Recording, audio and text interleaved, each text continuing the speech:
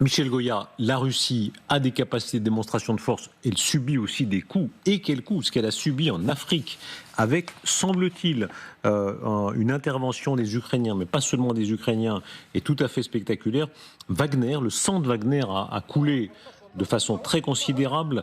Wagner et ses forces paramilitaires ont subi de très fortes pertes. On est au nord du Mali. Il y avait 2 convois. L'un a été attaqué par des Touaregs. Oui.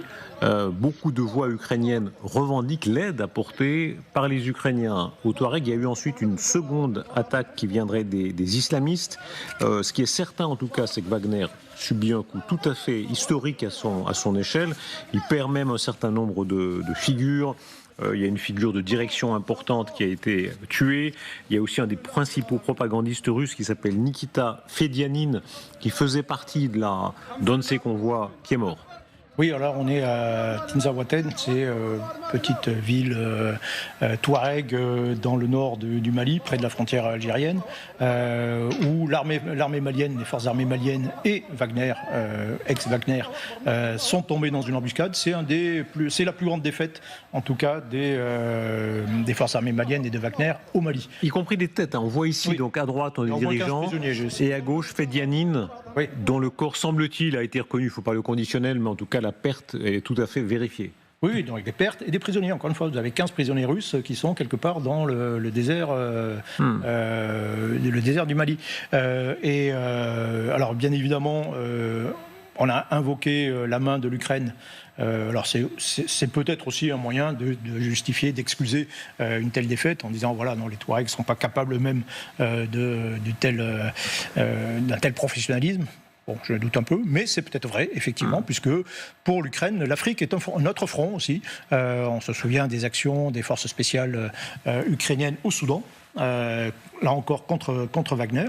Et donc, oui, il n'est pas impossible qu'on assiste à une forme une extension, alors ce sera un front quand même secondaire, mais une extension de la lutte en Afrique. Est-ce que ça peut montrer aussi le très bon niveau des services secrets ukrainiens? Je me rappelle tel militaire français du SEMA qui disait, en réalité, il y a beaucoup de porosité entre le FSB et les services ukrainiens, parce qu'il y a eu beaucoup de trahison dans les deux sens. Beaucoup se connaissaient, les sexagénaires étaient à l'école ensemble, à l'école du KGB, donc tous ces gens-là se connaissent. Hein. Oui, bien sûr, mais ceci dit, ça a été plutôt une bonne école de formation pour les Ukrainiens. Ces gens-là se connaissent donc oui, ils se connaissent, se pratiquent.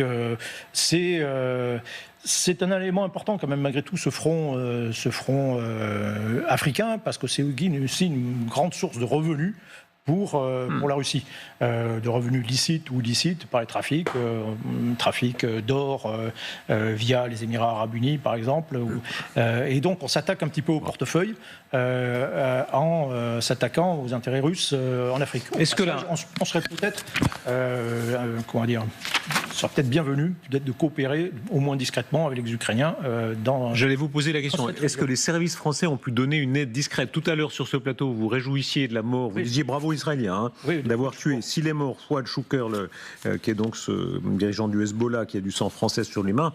Wagner a aussi du sang français sur les mains dans la région.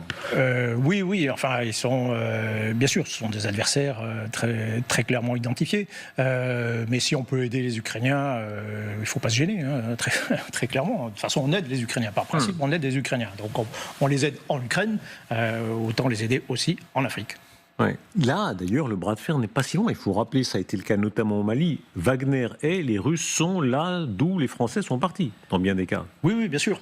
C'est-à-dire concrètement, le Mali, suite au coup d'État, enfin les nouveaux pouvoirs putschistes, mais c'est valable au Mali, mais c'est maintenant valable aussi au Burkina Faso, au Niger, dans cette sorte de zone maintenant des putschistes, qui s'est isolé quand même, il faut quand même le rappeler, qui s'est isolé du reste du monde, le Mali n'est plus dans l'Union africaine, ne fait plus partie de la CEDEAO. Le Mali a chassé, viré la force des Nations Unies, la MINUSMA, qui a apporté une aide considérable malgré tout au pays. Et pour jouer la carte, et uniquement la carte russe et la carte de Wagner.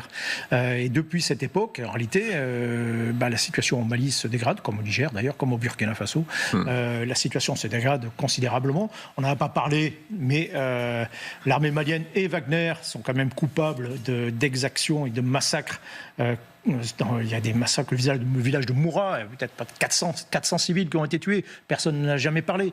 Et donc voilà, donc on a des pays qui s'enfoncent dans le chaos. Par pur soit intérêt personnel parfois ou par nationalisme, par bête nationalisme, au nom de l'anti-occidentalisme, au nom de l'anti-France, de préférer faire le choix de la Russie. Et on en voit effectivement déjà les résultats. La Russie est très présente. On peut peut-être voir la carte qu'on esquissait tout à l'heure de la présence de Wagner en Afrique. C'est une puissance. Alors, c'est une puissance là qui prend des coups, mais c'est une puissance. Ils sont présents dans tous ces pays-là, présence vérifiée, présence présumée. Les Chinois sont très actifs dans toute la région. Souvent, d'ailleurs, ils collaborent avec eux. Les Américains, un peu. La France, les Européens sont beaucoup reculés. Est-ce que c'est une tristesse pour vous ? Pas forcément, c'est le sens de l'histoire, et puis on peut reculer, on a beaucoup reculé. Quand on est une puissance, on préfère être présent que pas présent en général. Ça dépend, mais on est toujours là, effectivement. Moins, j'entends. Moins. Oui, bien sûr, mais vous savez, on n'était pas présent au Mali, on n'était pas présent au Sahel, au Niger. Au Niger, je vous rappelle, je crois que ça fait une année, le pauvre président Bazoum, on disait on va aider le président Bazoum. Pauvre Bazoum, il est quelque part au coin de son palais séquestré, personne ne sait très bien dans quel état il est. On ne pratique plus le contre-coup d'État depuis au moins 1998. Voilà, on fait plus ça. Vous le regrettez ? Peut parfois le regretter, mais c'est comme ça. On a décidé de ne plus s'ingérer dans la vie politique locale. Ce qui, effectivement, était devenu intolérable, en tout cas, aux populations, aux peuples locaux. D'autres prennent la place. Oui, et eux se gênent pas, effectivement. Ils ont beaucoup moins de scrupules que nous. Mais on est toujours présent, on est toujours, allez, on va le dire autrement, on est toujours la force de réaction rapide de l'Afrique, en réalité. On est toujours présent, on est toujours... si on est intervenu au Mali en 2013, c'est parce que personne d'autre n'était capable de le faire. La CEDEAO, les organisations africaines n'ont pas été capables de se substituer à nous, d'une certaine façon, et au dernier moment, devant la menace, on a fait appel à la France. Et donc on était intervenu avec une grande efficacité. Notre erreur a été certainement de rester sur place après le succès de l'opération Serval. Mais on est toujours là. Et puis, il est possible, probable peut-être, même que dans quelques années, lorsque ces pays auront rejeté la présence russe qui leur sera intolérable, peut-être qu'en cas de figure, ils feront appel à la France, parce que, encore une fois, la France est là, est disponible et militairement efficace. On parlait des actions, ici c'est vérifié, c'est une très grande action d'éclat des Ukrainiens d'avoir réussi à frapper Wagner, de tuer un grand nombre de Wagner sur le terrain de l'Afrique, mais en Ukraine même, les opérations, et cette opération en particulier qui est réussie par les Ukrainiens, les forces ukrainiennes ont frappé l'aérodrome militaire d'Olenia à Mourmansk en Russie, endommageant un bombardier. Les drones ukrainiens, si c'est le cas, ont attaqué les aérodromes russes d'Olenia, d'Engels, de Saratov. Il y a eu comme ça une action multiple, parfois à de très grandes distances. Est-ce que ça vous paraît possible qu'effectivement les drones soient allés si au nord et si loin ? Si c'est le cas, c'est effectivement une grande performance, mais pourquoi pas, 1850 km, c'est possible. Alors les bases de Engels notamment avaient déjà été frappées, donc c'est les bases stratégiques, les bases de bombardiers, c'est évidemment important. Je rappelle que ce sont depuis ces bases que sont lancés les bombardiers qui eux-mêmes tirent des missiles sur le sol ukrainien. Le problème, c'est que les Ukrainiens font ça avec leurs moyens, c'est-à-dire avec des drones. Donc avec une certaine efficacité, mais ce serait beaucoup plus efficace si au moins on leur donnait l'autorisation d'utiliser les armes que l'on fournit, notamment les missiles, pour taper également sur des bases. Des missiles qui sont beaucoup plus puissants que les drones et qui permettraient de faire des ravages. Attaquer les bases arrières, c'est le moyen le plus rapide, le plus simple d'affecter la puissance militaire et la machine de guerre russe. Donc les Ukrainiens le font, mais les drones, c'est tout à fait remarquable. S'ils peuvent frapper jusque dans l'Arctique, c'est très étonnant.